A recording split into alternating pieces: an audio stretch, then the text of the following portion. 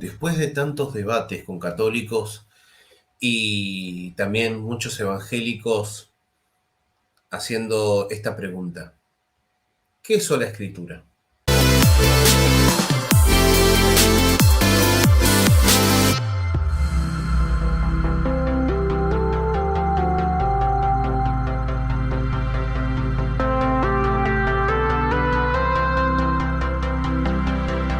Bueno, hoy voy a estar hablando de sola escritura y exactamente de lo que eso significa. Ahora vamos a sentar las bases para obtener el entendimiento básico. Si muchos de ustedes están interesados, voy a seguir explicando esto en varios programas porque deberíamos y podríamos pasar mucho tiempo en esto. A ver, podríamos pasar un tiempo mirando a Roma en particular o ver a los demás grupos como los evangelicales o movimientos más históricos. También podríamos ver algunos de los argumentos católicos que son de textos particulares en el Nuevo Testamento que hablan de tradición y lo que significa, pero también podríamos mirar las declaraciones de Trento y listo, ¿no? Pero eh, a través de ellos podríamos ir mirando de paso lo necesario para entender mejor el tema. O sea, podríamos ver varias cuestiones de las tradiciones, pasando por los padres de la iglesia y viendo lo que tal padre dijo sobre la tradición y cómo vieron las escrituras y el papel de todas estas cosas y cómo juegan una con la otra. Ahora bien, esto es una cuestión introductoria, no va a ser una explicación profunda de lo que es sola escritura, ¿no? Así que por esa parte quiero que se entienda bien. Que otra que podemos hacer también, todo lo que dije anteriormente, pero bueno, esto es de nuevo un programa introductorio, así que voy a tratar de cubrir lo que puedo en este pequeño video. También voy a intentar responder preguntas sobre la relación entre la escritura y la tradición y cómo la Iglesia luterana cree esto, ¿no? Seguramente este no será el único video y ahora vamos a iniciar con todo esto. Últimamente se ha dado una mofa muy grande, ¿no? Por parte de algunos apologistas católicos y, ¿por qué no?, también protestantes, ¿no? Con respecto a qué es sola escritura, y muchos de ellos se burlaron de la palabra sola escritura, y algunos se contradecían utilizando el soloísmo bíblico, diciendo que eso es sola escritura. También algunos católicos, definiendo lo que es sola escritura, hicieron algo que nada que ver, ¿no? Y que de una manera no se acerca ni siquiera de ninguna manera a ese verdadero concepto. Ahora, ¿qué queremos decir exactamente con eso? ¿Y por qué sostengo, o sea, esta perspectiva particular? Primero tengo que hacer una aclaración por el tema idiomático, ya que los idiomas como el latín o el griego, por ejemplo, y lo hablo por conocimiento de causa, ya que estudio en una universidad católica filosofía y dentro de eso tenemos latín, griego. Estos idiomas tienen declinaciones, ¿no? Tanto el griego como el latín. En el caso del latín es el caso ablativo. ¿Y qué es el ablativo? El ablativo es el caso cuya función es el complemento circunstancial, estando acompañado o no de presuposición. Con el ablativo vamos a poder expresar, por ejemplo, lugar, tiempo, causa, instrumento o compañía, entre otras cosas, ¿no? Pero en las oraciones vamos a poder encontrar más de un ablativo, puesto que cada uno puede expresar un matiz distinto. En este caso, es un ablativo nominativo, el de sola escritura, ¿no? Entonces, sola escritura, expresado de esta manera, está diciendo que la última autoridad es la escritura, porque esta revista de una autoridad superior, ya que esta es infalible.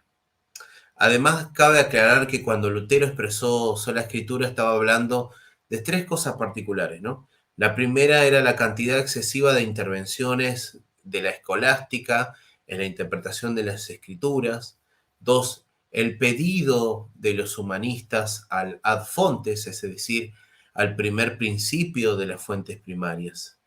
Y tercero, la gran contradicción entre los padres, los papas y concilios. Aparte, esta discusión es muy compleja, ya que primero que Lutero era conciliarista y él entendía que esta autoridad de sola escritura se daba en un concilio y no particularmente. Es decir, no yo como un intérprete me hago mi propio magisterio, sino que dentro de la iglesia la última autoridad era sola escritura.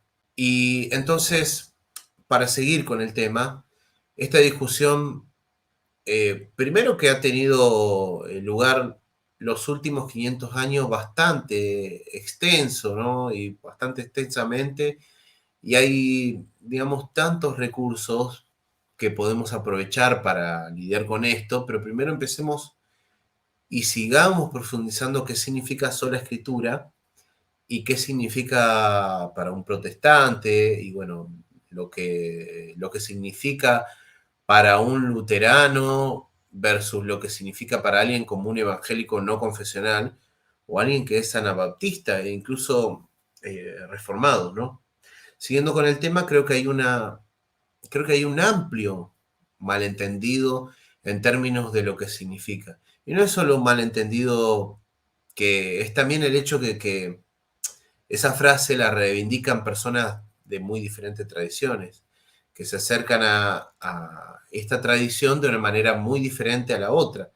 Así que para un luterano significa algo, digamos, muy diferente a lo que por ahí puede significar para un anabaptista o incluso para los reformados que tienen una especie de visión similar en algunos aspectos a la tradición luterana, pero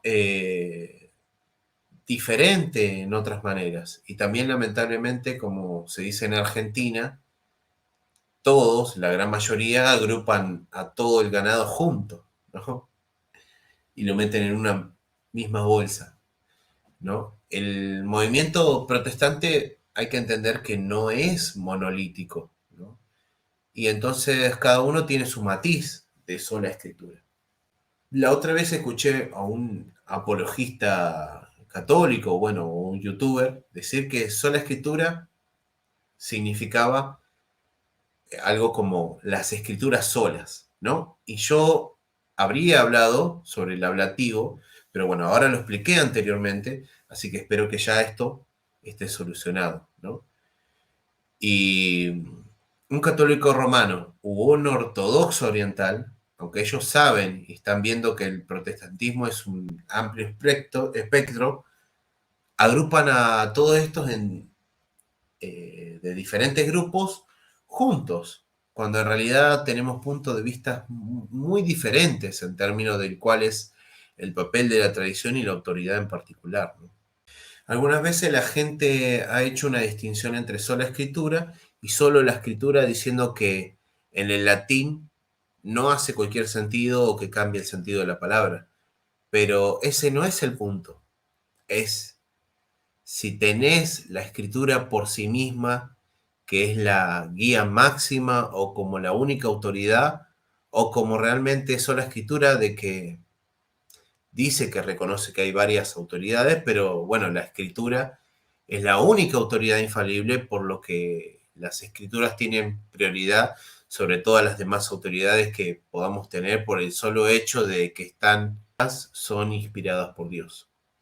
El argumento que es inspirado por Dios y no hay otras autoridades que sean inspiradas de una manera, que la escritura es la única que tiene este tipo de particularidad, significa que hay una unicidad en términos de papel de la escritura que nada más puede tener si estas tradiciones, porque la escritura es tradición escrita, que hay que también decirlo, consejos ya sean que son autoridad y la iglesia, etcétera.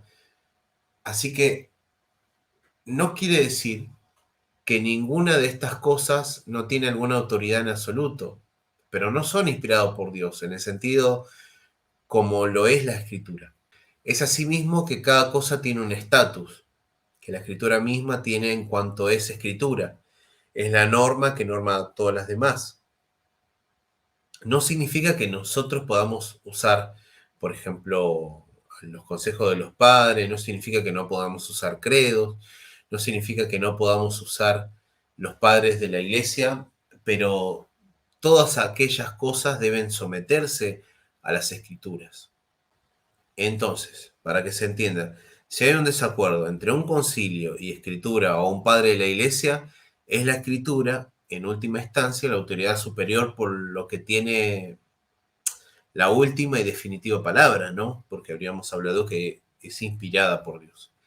Así que la escritura no es una especie de guión en solitario, como lo encontrás en la tradición, por ejemplo, anabaptista, o en las tradiciones que luego sí surgen de estos movimientos.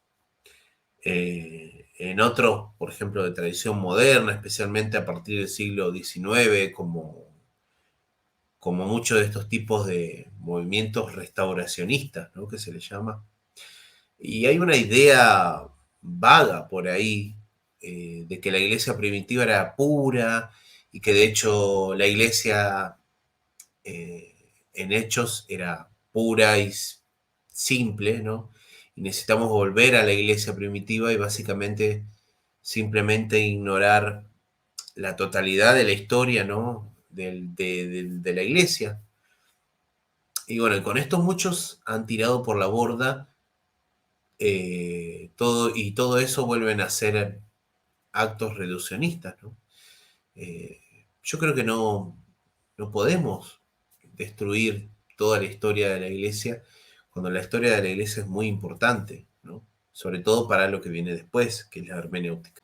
Entonces, estos quieren convertirse en el modelo para la iglesia de hoy, pero ignoran cosas de lo que se desarrolló en la iglesia, incluso en el siglo segundo, y menos aún 50 años más o menos después de la muerte de los apóstoles, ¿no? Cuando tenemos información sobre lo que pasó en la iglesia y esto es tirado por completo a la borda, lastimosamente.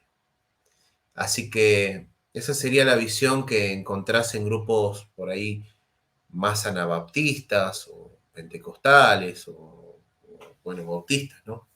Ahora la tradición reformada y las tradiciones anglicanas y luteranas serían más o menos en la misma línea acá en términos de tratar de encontrar un equilibrio, por un lado, sujetándose a la autoridad única de la escritura, que es por encima de todas las demás, y al mismo tiempo que sostiene que la tradición y los concilios y la adoración histórica de la iglesia, es decir, la liturgia, eh, son importantes y nosotros no tenemos derecho, digamos, a desechar nada, pero reconocemos que estos tienen limitaciones, ¿no?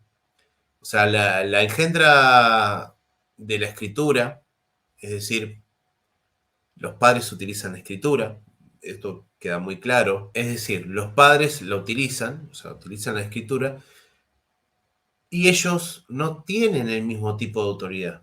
Digamos, de tipo de autoridad absoluta que la escritura misma tiene, ¿no? Estos tienen, digamos, una autoridad eclesiástica, que es diferente.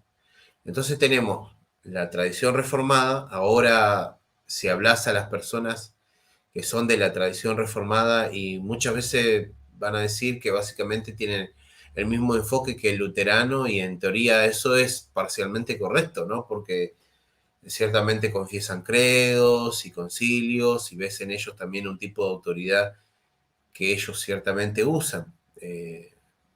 Hacen confesiones de fe, cosas como la confesión de Westminster y, digamos, no existirían si no lo hicieran de esa manera, ¿no?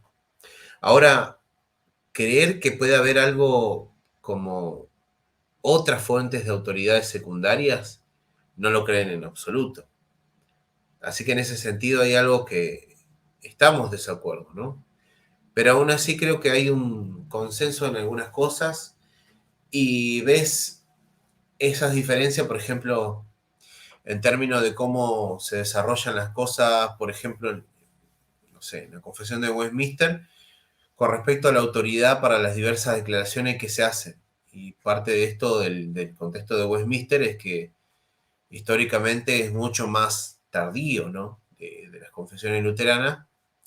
Y lo que está pasando ahí, ¿no? Pero en la confesión de Westminster tenés varias doctrinas, declaraciones, y luego, bueno, tenés a las escrituras como texto de prueba, ¿no? En la parte inferior, que aprueban que esas doctrinas son correctas. Es tomado únicamente de las escrituras. Ahora, las confesiones luteranas son un poco diferentes si lees el libro de Concordia, ¿no? Consistentemente cita tanto a las escrituras como a los padres de la iglesia para que sea el caso teóricamente de demostrar tanto eh, que las escrituras no se alejan de esa tradición y de la misma manera, digamos, en algún sentido, en la práctica, ¿no? Es así como funciona en sí mismo. Ciertamente el caso de que la tradición luterana tiene mucho más uso robusto cuando usamos a los padres, incluso en declaraciones confesionales, son muy importantes.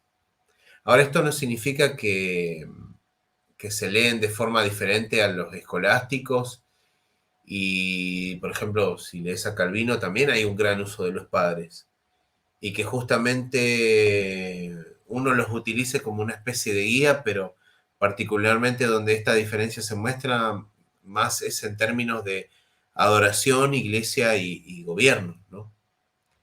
Ahora, si hablamos de adoración, por ejemplo, de la iglesia reformada en comparación con el culto de los luteranos o anglicanos, la tradición es luterana o anglicana básicamente decimos, si decimos ser coherentes con la forma en que la iglesia ha estado adorando y cómo estas cosas se han desarrollado, pero lo que hacen ellos es usar las escrituras como última autoridad que necesitan para juzgar a las últimas autoridades y así, a la luz de que tomemos la tradición y la escritura tal cual como se desarrolla en Occidente, en la iglesia, y la juzgamos por las escrituras para ver si hay cosas que son inconsistentes, no con las propias escrituras o no. ¿No? Este es el caso del luteranismo. En cambio, la iglesia, perdón, que anteriormente dije que era de la iglesia reformada, ¿no? Pero no, era de la iglesia luterana. En cambio, la iglesia reformada simplemente no hizo eso. Si mirás la liturgia, por ejemplo, de Calvino, y mirás lo que hizo Zwinglio con la adoración, al principio hay realmente una comprensión muy diferente de consistencia y la idea, especialmente si mirás algo como el principio regulador de la adoración, que es solo la Biblia la que regula y es rechazado todo tipo de tradición y tiene cierto, digamos, tiene en cierto sentido una visión restauracionista en función de la iglesia primitiva. ¿Y por qué digo esto? Porque cuando te metes en el segundo siglo tenemos un sistema de gobierno episcopal, por ejemplo. En este sentido hasta nos diferenciamos, en la diferencia de cómo vemos incluso el oficio del ministerio, ¿no? Que también hay un video que hablamos sobre esto. Así que bueno, esta es la introducción. Espera más videos para poder saber más de esto y te invito a activar la campanita para suscribirte y conocer todas las novedades del canal.